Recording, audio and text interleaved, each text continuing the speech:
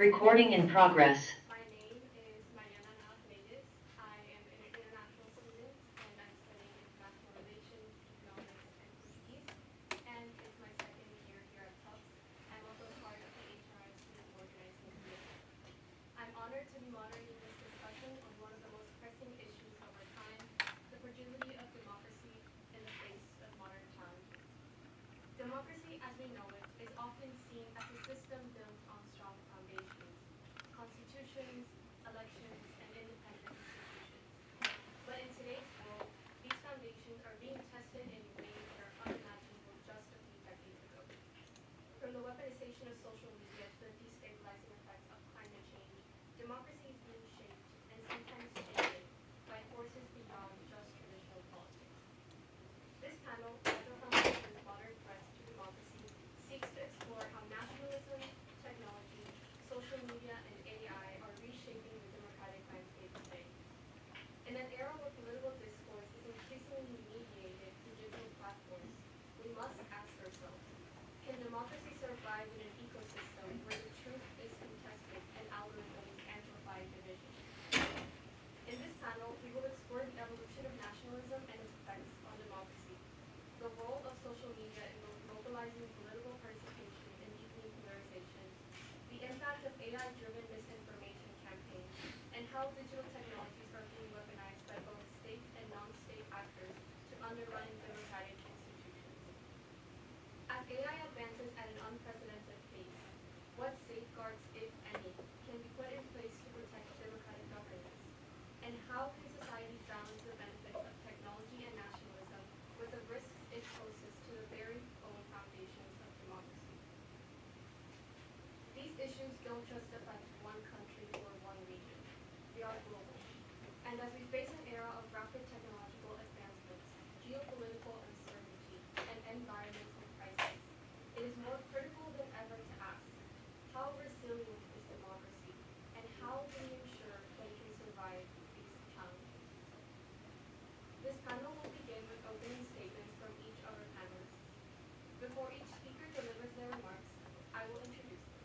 And after initial insights, we will move into a moderated discussion with panelist-specific questions, followed by an opportunity for audience participation. For the audience Q&A, a microphone will be provided, and when asking a question, please remember to introduce yourself, direct your question to a specific panelist, keep your question under 60 seconds, and ensure it is a question rather than a statement. With that, I would like to begin our discussion with the opening question. In an era of global crises, what do you see as the most immediate threat to democracy? Are there significant challenges that are often overlooked? Can historical precedents, such as the Industrial Revolution, provide insight, or are we navigating completely uncharted territory? Our first panelist is Professor Aram. Professor Hur is a King-Fu Chair in Korean Studies and Assistant Professor of Political Science at the Fletcher School at Suffolk University. Her research focuses on nationalism and democracy, with special attention to issues of identity, integration, and democratic support in East Asia. Professor Hur is the author of Narratives of Civic Duty, How National Stories Shape Democracy in Asia, which won the 2023 Robert A. Dahl Award for Best Book on Democracy by an untenured scholar from the American Political Science Association.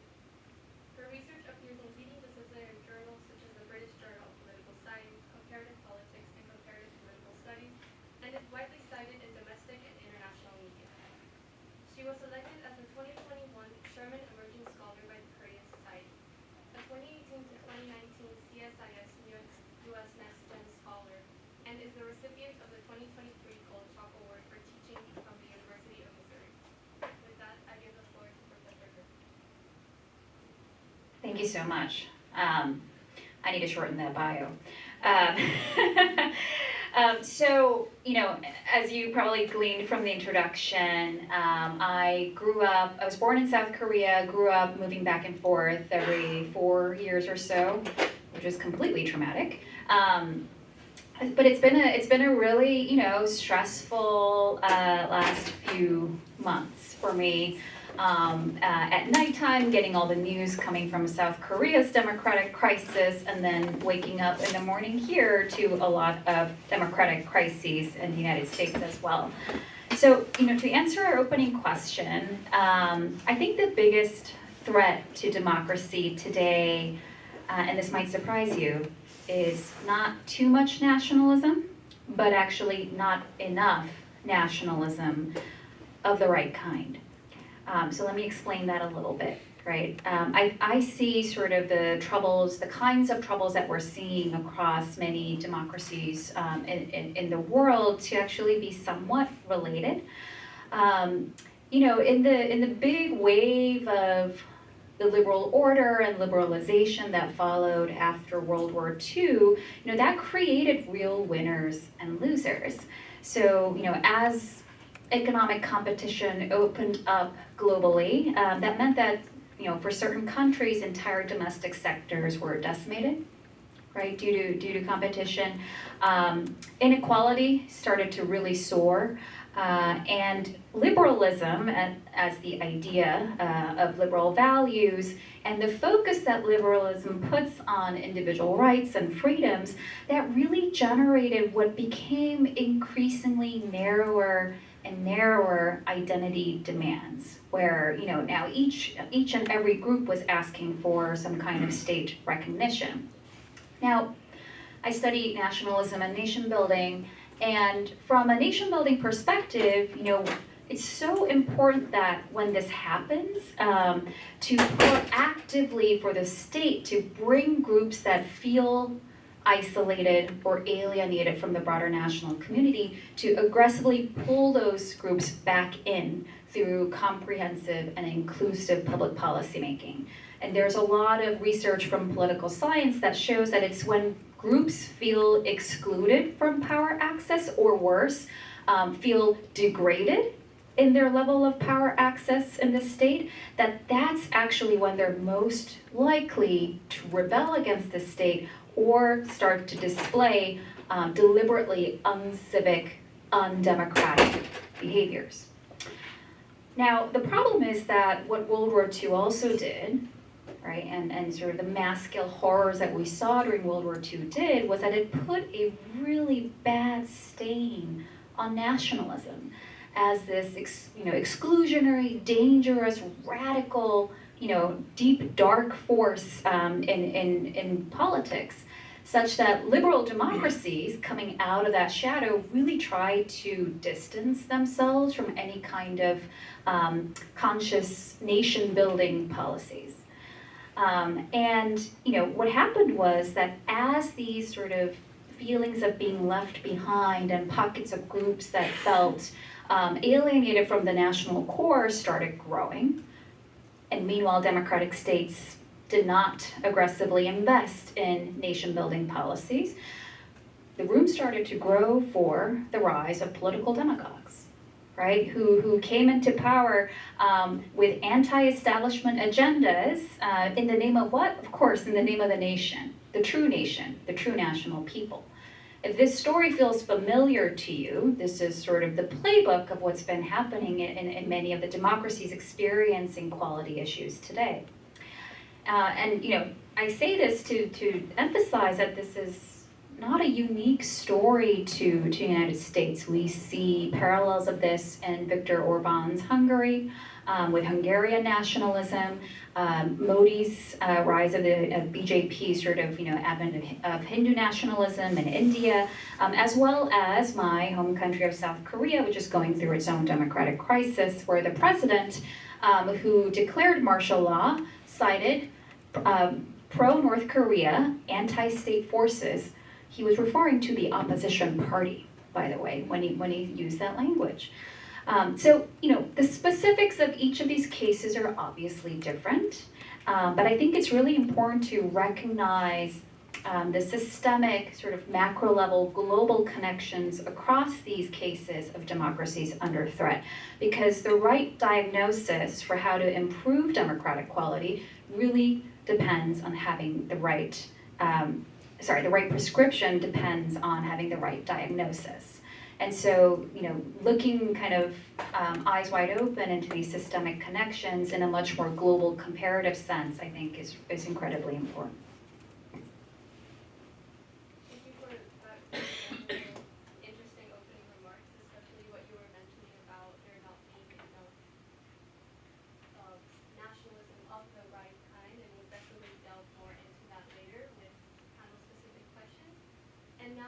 to hear from Dr. Jonas Kaiser, who is a communications and journalism assistant professor at Suffolk University, a faculty associate at the Berkman Klein Center for Internet and Society, and a member of the Spotify Safety Advisory Council.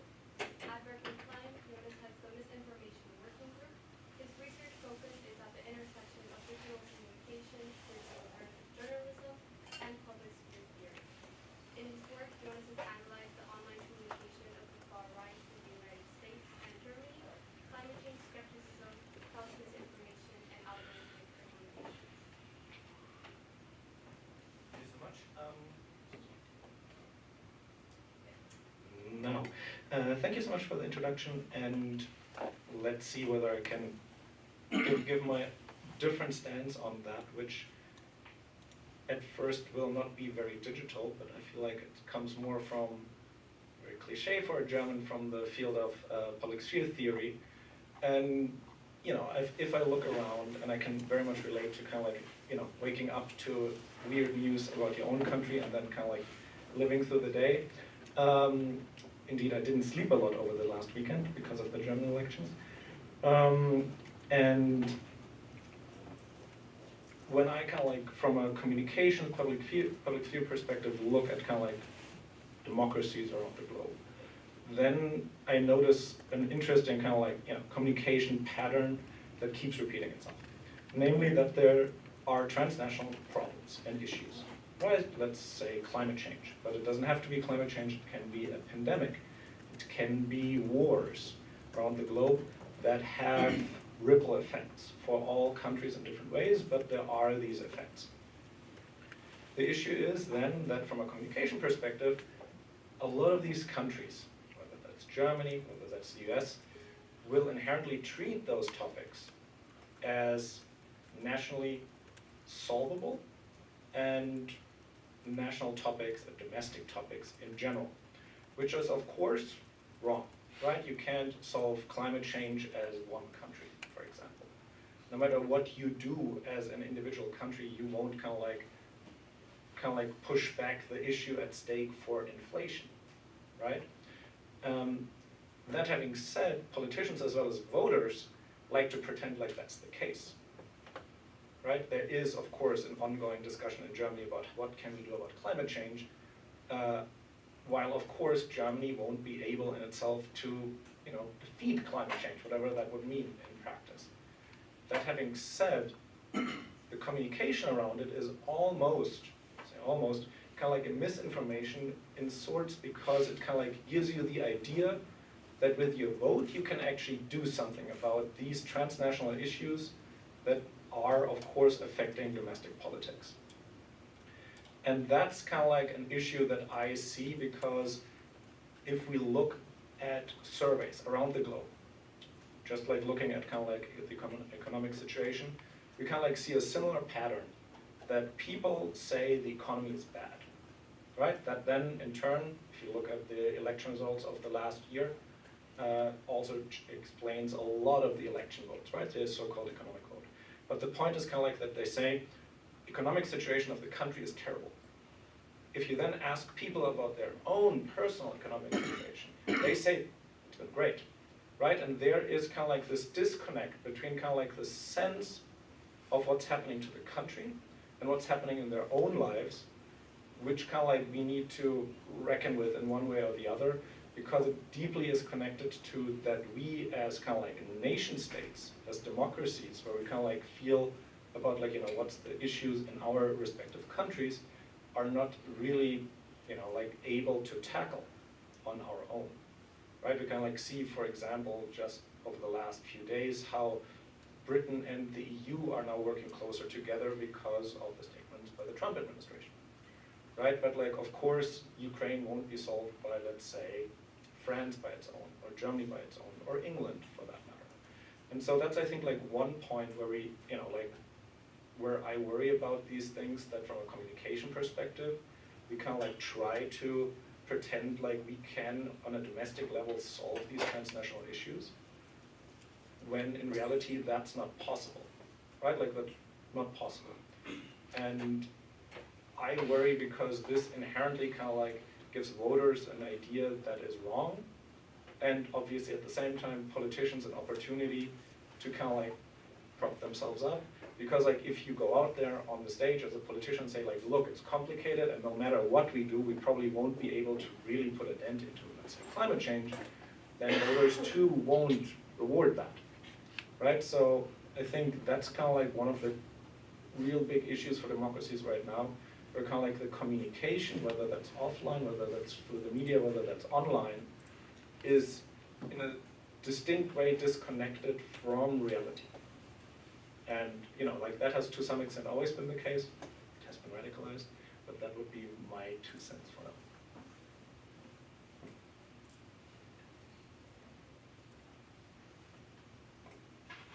That was super interesting. Thank you for your opening remarks.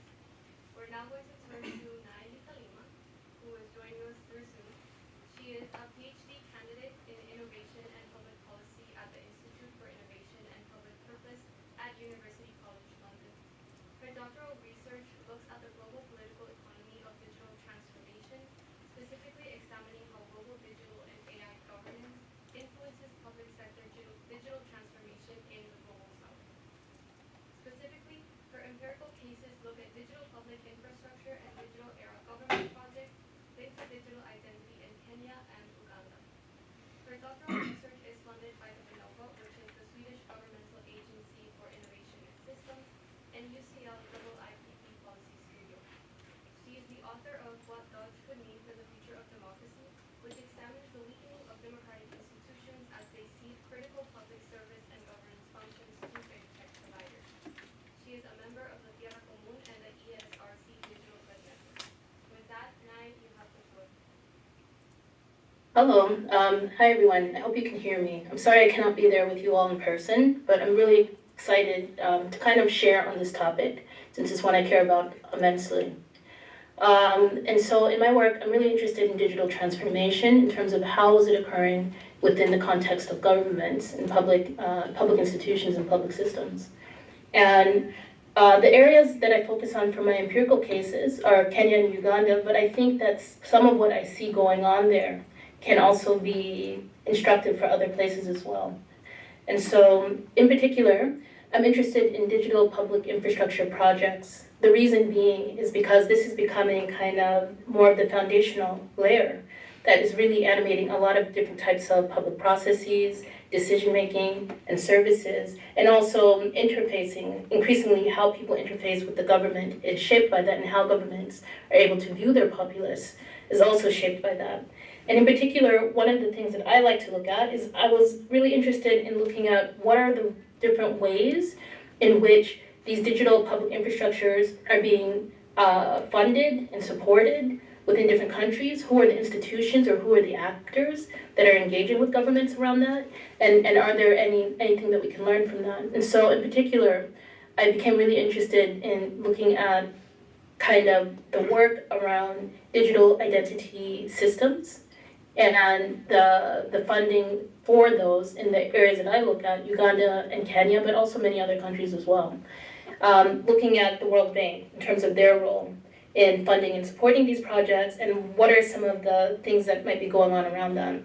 And so in particular, digital identity, I look at this layer because it's the foundational layer for a lot of other different types of digitalization processes that are happening across governments.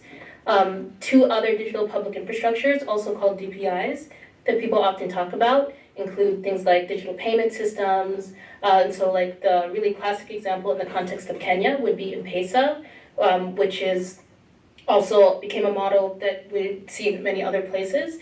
And then also thinking about data exchanges, and again, digital identity as something that enables a lot of different types of interoperability to occur between these different infrastructures. And not just the infrastructures, the technologies themselves, but how are they changing public services or people's experiences with government, how decisions are made, and then also thinking about what are the different types of policy and governance that's emerging around that as a result. And kind of what I kind of look at in my work is, I was really interested in this idea of thinking about, so thinking back to the work of a person, last name Scott, I forgot his first name, sorry. But he has this book called Seeing Like a State, which is really quite influential, which talks about how governments see their populace and the different types of abstraction that occurs. And then also, shifting from that type of approach where there's kind of this abstraction and simplification process, how that is changing through the use of different types of digital technologies and AI to what Fourcade and Gordon talk about as this idea of seeing like a digital state. And so one of the things that they point out in that is that it's not just this kind of flattening or abstraction process that may have occurred in the past, but there's something uniquely different that's happening in terms of how these machines algorithmically enable different types of seeing to occur with governments and different types of categorizations and compartmentalization and some of the effects of that, and so really distinguishing that out. And I thought that was really useful in terms of understanding what do these infrastructures, in terms of the capabilities that it affords governments and public systems and public institutions, how can we look at that in relationship to how does it afford different types of capabilities for the public? And where we see asymmetries or imbalances of power increasing or inequalities increasing, what might that reveal around not just whether digital transformation is occurring or not, but the manner in which it's occurring and how it's occurring and who gets a say in that process. And so in terms of some of what I have seen in my work, and for my work, I did quite a few interviews with people in Kenya and Uganda at a number of global governance institutions, and a lot of researchers, biometric industry, a lot of them, to kind of learn and get an overview of what was going on. And what's really interesting is, at least in the context of Uganda and Kenya, there are some significant concerns coming up around kind of the power imbalances increasing, asymmetric flows, and then also thinking about it's not just the technology itself, but also thinking about what is the context in which it is being used and what are the dynamics surrounding how they're being integrated into these places. And so one of the things that was really interesting to me is to kind of learn about who are the different types of, not just within countries, but also because in the places I would look at, they would receive different types of funding and support from places like the World Bank and from other types of global philanthropic actors. And so you would see different types of development entities also engaging in this space. What were some of the interests attached to these engagements, and how did it shape how this was happening within these countries? And some of the things that we would see, or at least I would see in my work, is that there was a lot of data extraction going on. So there was these extractive dynamics that are occurring around these projects that are then finding their way into these public systems.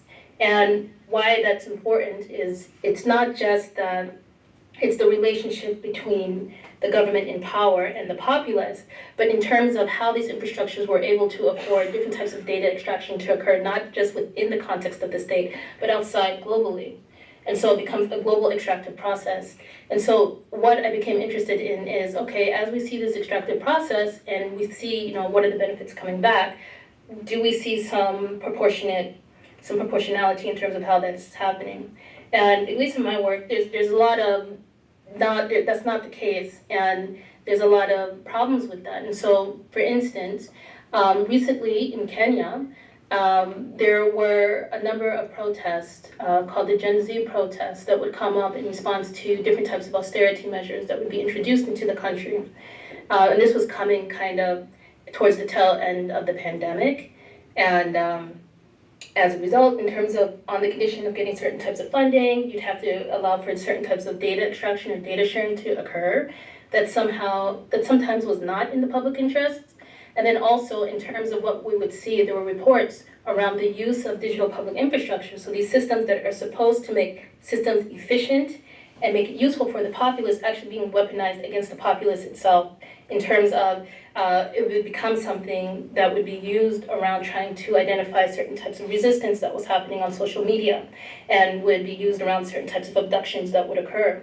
And why I thought this was interesting is I think that there's a lot of attention paid to, what is the context of rule of law and democracy within these countries? But then I was also interested in, if a lot of these resources that are being put into these systems and the systems themselves and the technologies and these services depend on other places, to what extent do they have some sort of accountability in the democratic erosion that we see happening in other places? And so this is what I try to talk about in my work in terms of where we see human rights abuses taking place and these types of things happening. To what extent are we also looking at what are the global enabling processes around them as well? And the reason why I think that is important is because then we can begin a bigger conversation of what are the different types of protections that can also be put in place at the global level through global governance to help encourage that to happen. And so why I think that what is happening in Kenya and Uganda is also important for other places, and in the US, because I'm from the US originally, is that some of the concerns and the dynamics that we see happening in other territories of the world, we see some of these same concerns kind of boomerang back to the US. And so I think it's important to kind of look at, in the context of these places in the global south, in other parts of the world, what can we learn from what's happening there in terms of understanding what is happening now in the US, where we see, again, kind of our government changing significantly. And the idea of, we'll have different types of digital public infrastructure come in place to replace the need for human beings in these institutions. Is that really going to lead to more democratic and fair institutions? Perhaps not. Perhaps if we look at other geographies and places in the world, it can become clearer. And then also I think that there's an opportunity for different types of transnational solidarity to occur where we begin to make these connections globally. And so that's a little bit about my work and my interest and kind of looking at how does democratic erosion occur? What are the different types of global processes that might be enabling that process, whether it's implicitly or explicitly or even not? And then also, why is it important to look in the context of maybe areas where there are low rights environments to understand what are the types of risks that we can use and learn from to understand also what can happen in places that we live in. And so I don't live in the US, I'm currently in the US, but I still think it's informative. And so I'm going to stop here, but I hope that this has been useful. Yeah. Yes, thank you, Nan, for your opening remarks. Personally, I think what you were mentioning about looking inwards into the global south and using that as a way to analyze what is going on in the United States was particularly interesting, especially seeing as the global south is a region of the world that, dare I say, is neglected in our democracy, and looking at what's going on right now in the U.S. through that lens is something that I think we're all very excited to explore more later. I'm asking your specific questions. So with that, I'd like to move on to panel-specific questions where we can further explore each of these issues brought up by our panelists in depth. For our first question, we'll be asking it to Professor Hurd. So, Professor Hurd, your research focuses on nationalism and democratic support, particularly in East Asia. In many places, nationalism has historically been a force for unity, but today we often see it fueling polarization and democratic backsliding. How do you see the relationship between nationalism and democracy evolving? And can nationalism still be a democratic force, or has it become more of a threat to democracy? Thank you for that question. I know it's post-lunch, so if you're struggling. I want to start with actually more of a personal story before I jump into the answers. So when I was growing up, this was 97, it was the Asian financial crisis, and I was, I think, like a very, very young teenager. Don't do the math, right? But I was a very young teenager, I think, at the time, and my father actually he's a career civil servant for the South Korean government and was working in the Ministry of Finance during the crisis, and I never saw him, right? He would leave home at 5 a.m., wouldn't get back home until midnight. I mean, the country was bankrupt, and had racked up an enormous amount of foreign debt. And he was working so hard, and me being a young teenager was like, why aren't you spending time with me? And he said, and I never forget what he actually said, because it was sort of an eye-opening moment for me. He said, look, my country needs me right now.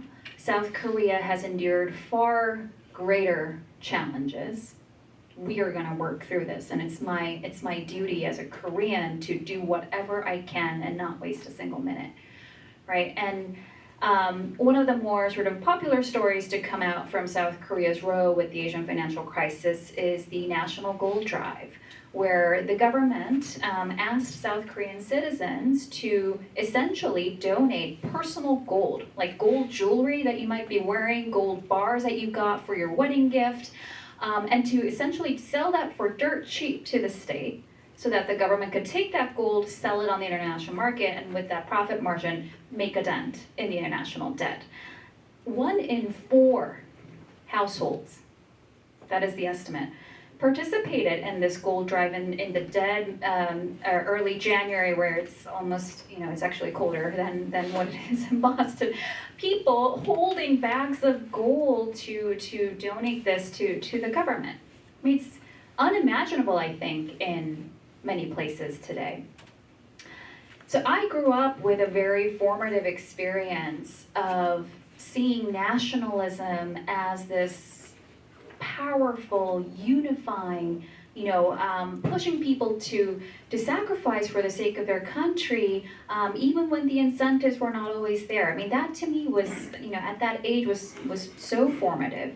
And then I went to graduate school, where I read works in political theory and ethnic conflict, and it just sounded like nationalism was just this really negative, dangerous, violent force. But that was not the story that I had lived. And so that started to really pique my enduring interest, even till now. This is what gets me out of bed in the morning, seriously, is looking at, how can we harness the positive capacities of nationalism? Can nationalism actually be a good force for democracy? It's a very controversial thing to say today in the current political climate that we're in, but that was exactly what my first book, which was titled Narratives of Civic Duty, was about.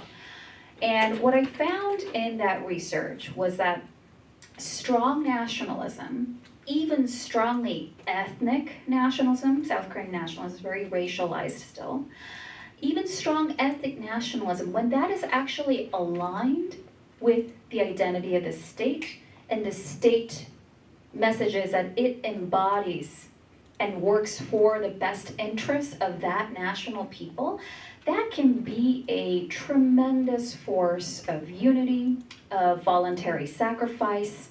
And when that state happens to be a democracy, right, that can fuel behaviors that are really good for democracy, like sense of civic duty, like willingness to not cheat on taxes, to volunteer for militaries, to vote. These things that are essential to what makes democracies work. And I think that what we're seeing today in many democracies experiencing troubles is actually the fracture of that nation-state relationship.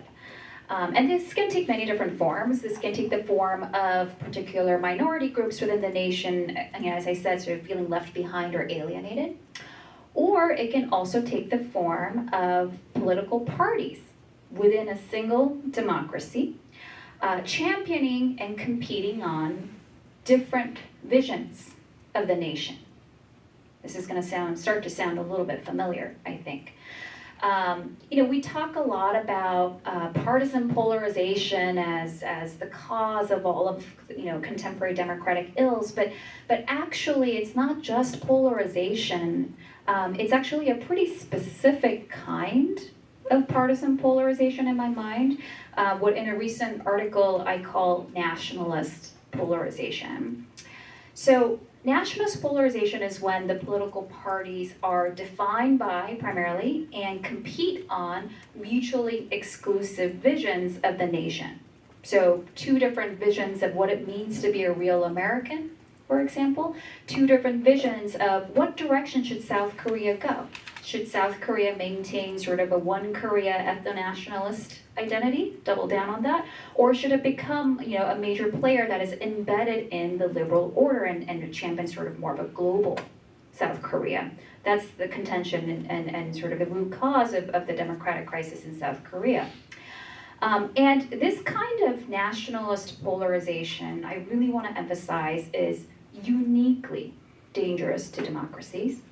And it's not just a more intense form of polarization. I really see this as a categorically different form of polarization, and am working on research right now to collect data to demonstrate just how different this is. But try to follow me here, right? What is a nation? I teach a course right now on the title Nationalism at Fletcher. What is a nation? How many of you can answer that question in this room? We talk so much about nationalism. It's a rhetorical question. I'm going to give you I'm not going to put anyone on the spot, but you should be awake now, right? A nation fundamentally is a political community that sees itself as deserving of self-rule and sees itself ultimately, hopefully, of deserving of its own state. So in that sense, nationalisms and any kind of nationalist movement is ultimately kind of state-seeking. It wants exclusive power and ownership over a state, or if not at the state level, provincial government structure or something like that. You would think about Quebec, for instance. So that's what a nation is. So what happens when political parties in a democracy become nationalists? What happens then? Well, it fundamentally subverts the rules of the democratic game. So, now the end goal of democratic competition is no longer representation or better policy. It's actually to capture the state. And once you get into power, do what? Reform the state in the image of your nationalist vision. What does it do to the other opposition party? That party is no longer a valid competitor that you might not like all the time, but that you respect as a valid competitor in a democracy. It takes the opposition from that to an existential threat to your party's nationalist vision that needs to be eliminated. Right? So this rhetoric that we hear more often nowadays of, the other side is un-American or a threat to the nation, right? It produces that kind of tangibly different type of polarization. If you look at actual polarization scores, and political science has ways to quantify this, we've been here before in terms of ideological distance between the parties. That's not new. This is not unprecedented territory in that sense, but it is, I shouldn't say it's unprecedented in the other sense too, because the United States fought a civil war over competing nationalist visions, right? But it's sort of the resurgence of that and the axis of political polarization being on competing nationalist visions is what I see to be the real sort of threat to democracy, not just in the United States, but in a handful of the most prominent cases that we always discuss. Because what this does for rank and file party members and partisan supporters is that it not only incentivizes, but in many cases actually mandates that you deliberately and proactively do things that are going to unlevel the playing field of the opposition. Why? Because you want that opposition to go away. You don't want to compete with it. It's an existential threat. And a real political opposition that has a fair shot at coming into power is that final line that divides democracies from what political scientists call competitive authoritarianism. These are full-blown autocracies that happen to hold elections. You would think Russia, right? That is the final line that divides democracies from competitive authoritarianism. And so I think, just kind of looking forward and thinking about prescriptions and solutions, I think in many cases, to save democratic quality, what we need to focus on is deliberate institutional reforms and ideologically cohesive policies that can really help to defang that vicious cycle that nationalist polarization puts democracies in. And can put the pressure on political leaders to begin acting as Democrats with a small d first, and then partisans second. And this might mean things like opening up the primary system in the United States to much more broader swaths of the electorate, putting limits to executive prerogative. but also kind of bottom-up public policies of how do we begin to build a sense of national unity when that is lost, right? Things like national youth service programs, and France has revived this recently, is an opportunity for, I think, youth to meet other members of the national community that they otherwise would never have interacted with, and then do service work, right, for the state, in the name of the nation. Sort of a very tactical way to, I think, start rebuilding that nation-state connection that, when it's aligned in a democracy, can be really such a powerful buffer for democratic support that right now I think is lost in many of these democracies that are facing challenges.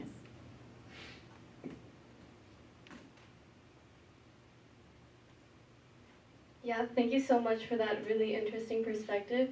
It made me think a lot of a quote that I read a lot as a child that in Spanish directly translates to si la patria es pequeña, uno grande la sueña, which means if your country is small, your pride in it becomes bigger.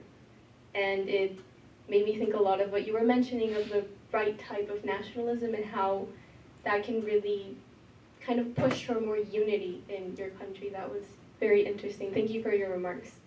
That also brings us to another pressing challenge, which is how technology, especially social media and AI, are reshaping political discourse today.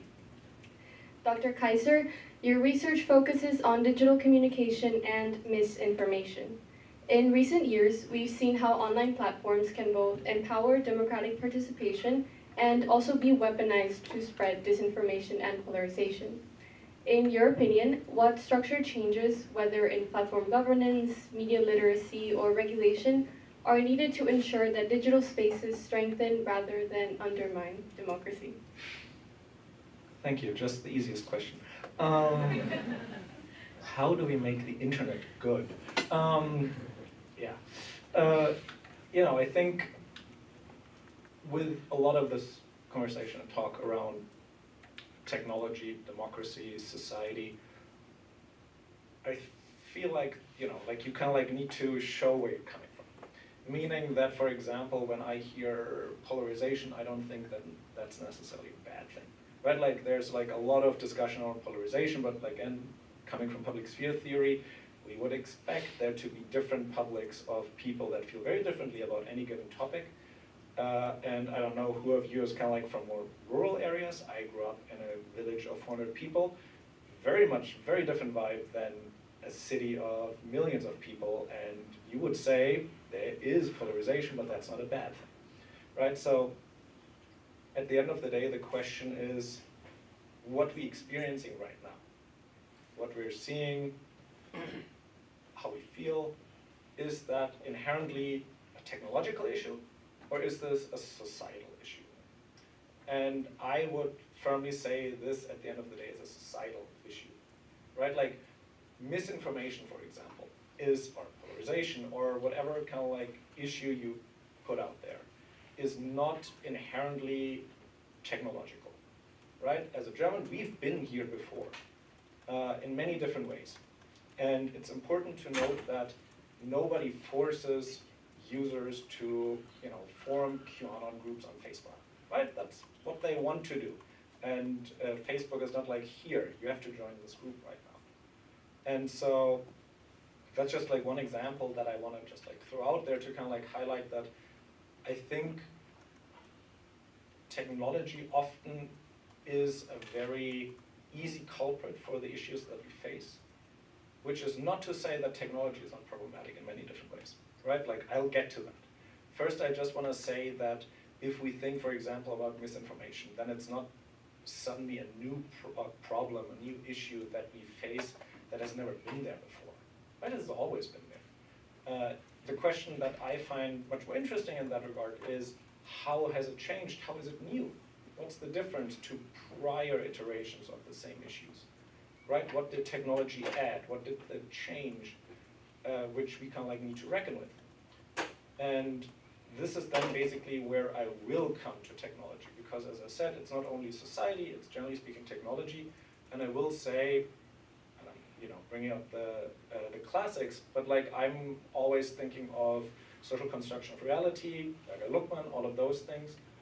And I would say it's important to note how we access information, how we access knowledge, how we access what we perceive to be the world, how we construct our world.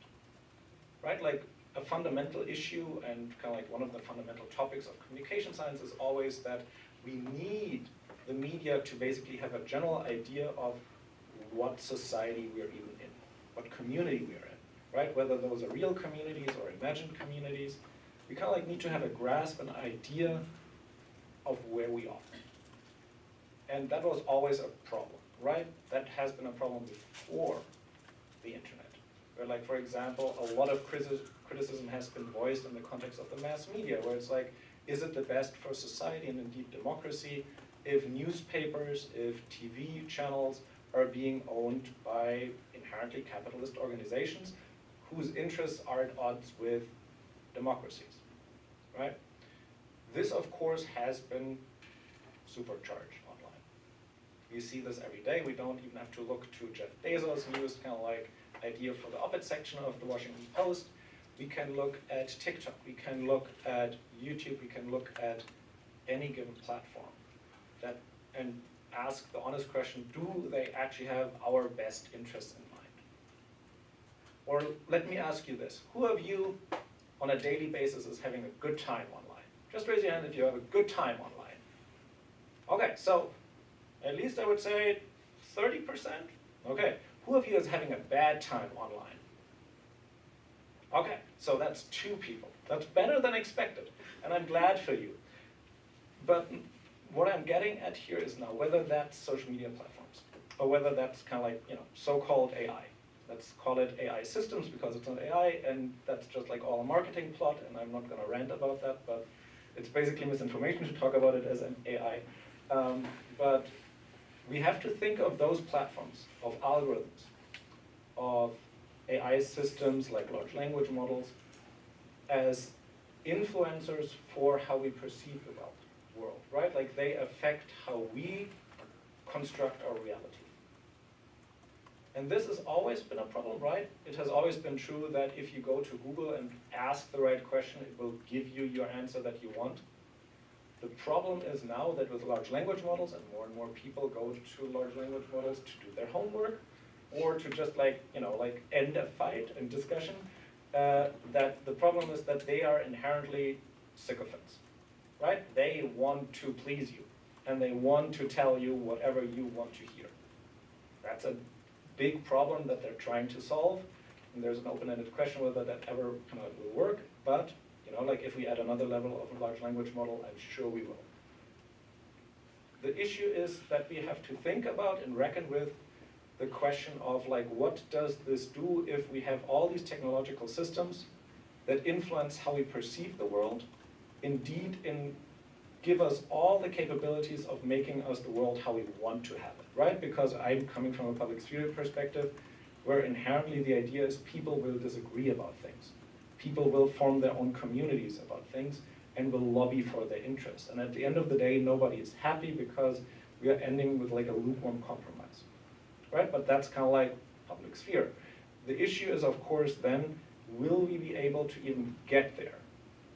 Putting it differently and maybe more provocatively, is there a public left in the public sphere if all the information we get is from online sources that are either algorithmically driven or large language model driven?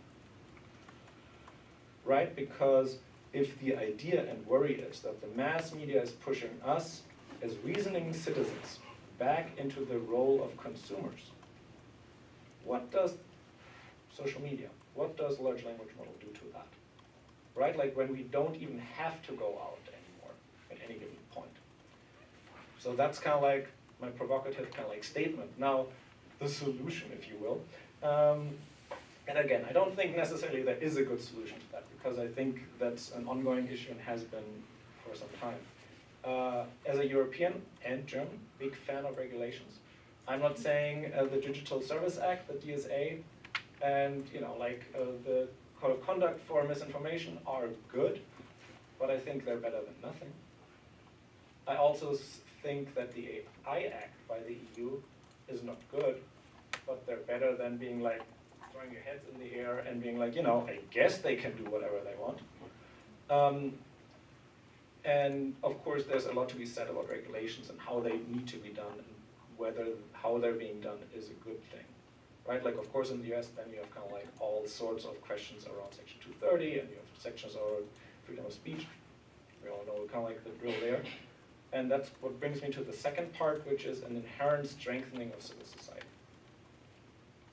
One thing that we see in this country, one thing that we see in Germany, one thing that we see in Hungary, one thing that we see in Poland, one thing that we see in Turkey is that especially from parties that kind of like have a more authoritarian flair to them, the idea is always to weaken civil society. That too aligns to some extent with social media, right? And so my sense is that we need to strengthen it, both regulatorily through subsidization by the state, for example, through third-party funders, but also online, right? That means that we should be able to influence content moderation decisions. We should be able to take influence about what our algorithmic feeds look like. We should be able to have decisions around who sees our content. And all of those things that basically allow us to create the communities that we want and that we deserve, in which we feel good, to kind of like get back to that question, and not in those where basically we're exposed to hate speech, to those where we're exposed to content that we deep down know is not good for us, but that we scroll through like hours a day anyway, right? Because I think we kind of like need to put and emphasize the public and public sphere to kind of like get a little forward. Yeah, thank you for those wonderful remarks, especially what you were saying about sort of gaining ownership of social media. I mean, I think we all here spend endless hours scrolling through social media, and we shouldn't really think of it as something that we're scared of. It's a part of our daily lives, and knowing how to discern, knowing or having sort of like an AI literacy is ever more important today.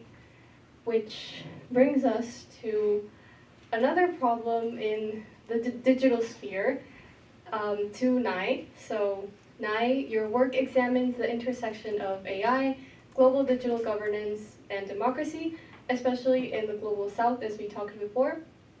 We often hear about the role of big tech in shaping public life, but less attention is given to how governments themselves are becoming increasingly reliant on these private digital infrastructures.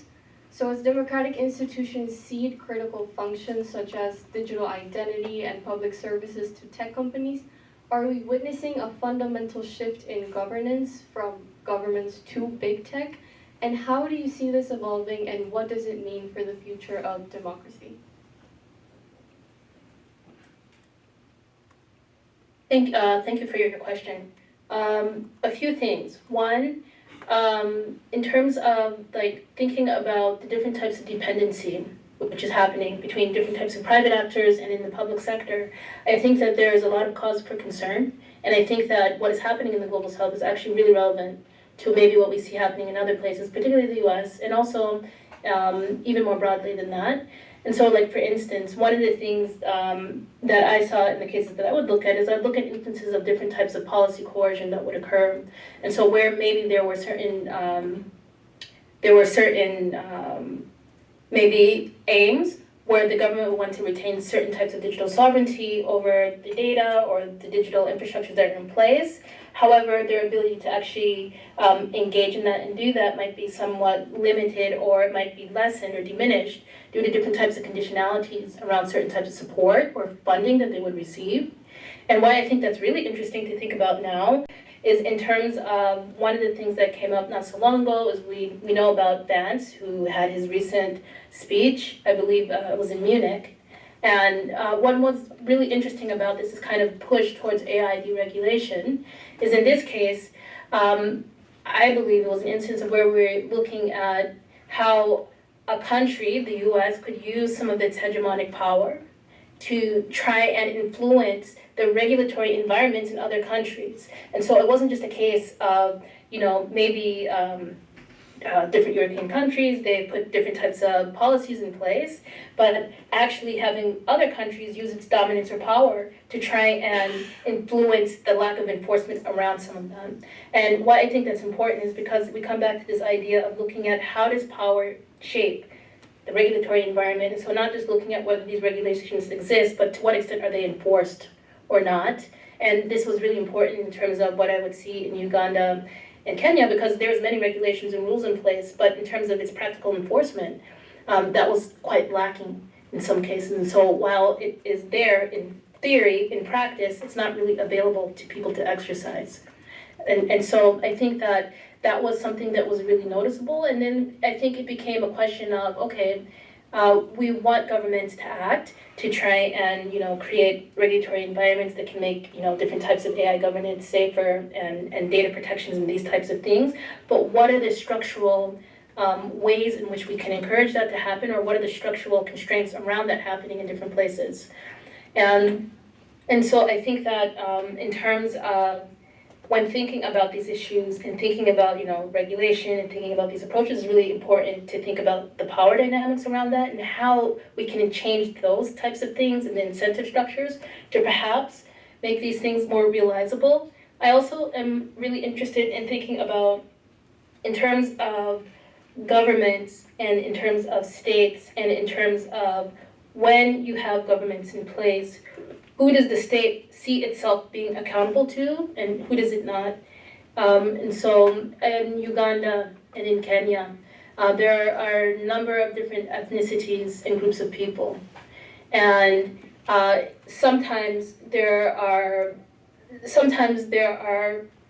instances in which people might allege that the government might hold certain groups into account and not others. And so it doesn't really hold itself accountable to all the members of its populace.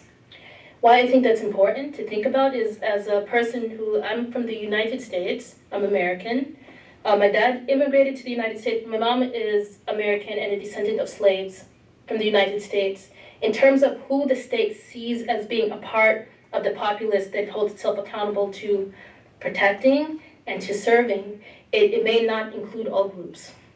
And why I think that's important is because when we think about how can states themselves think about their own democratic agency and being able to retain that, I think the idea of who states see as being within the realm of those to be protected and not, I think that's really important.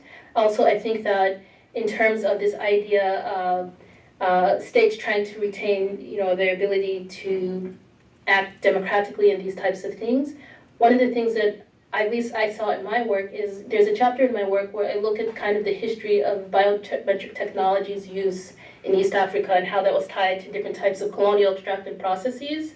Also this idea of trying to segregate certain groups because there was this idea that racial mixing would diminish the nation, okay? It would diminish this idea of white nationhood.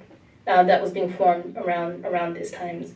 And this idea of the ideological impulse behind how these technologies were integrated into society and used.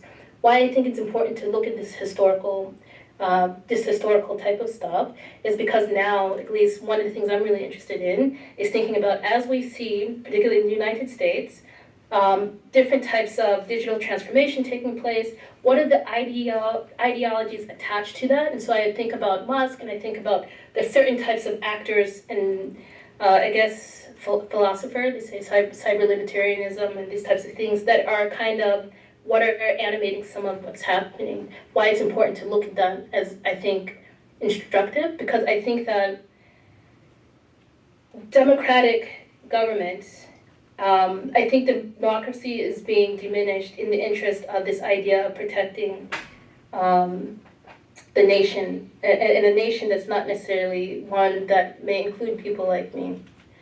And so I think that, the question is, retaining democratic power, but to what extent is their interest, and to what extent are the ideologies that I see, at least some of which is attached to how digital transformation is taking place in governments now, interested in maintaining that for all.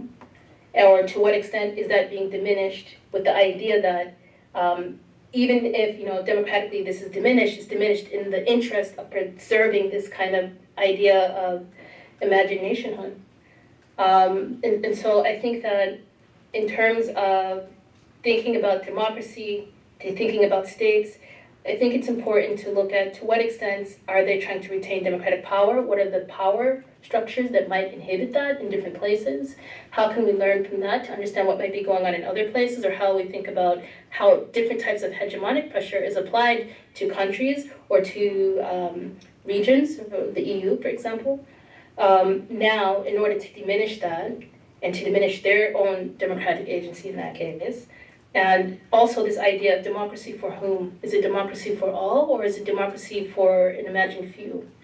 And so I think that this idea of looking at states and their democratic power, I think this is why it's really important to look at what are the different things that can be put in place at the global governance level to kind of help to guarantee that, because sometimes the state may not be the best guarantor of that. And so what do we do in such instances? And so I'm going to stop here. I hope that I've answered your question. Yes. Yes, thank you so much for your remarks. I guess I want to leave you all with a question about what Nai was saying of democracy for an imagined few. Have we lost today kind of sight of where a democracy prioritizes its goals? Is it big tech? Is it marginalized populations? So I want to leave you with that. Think about it.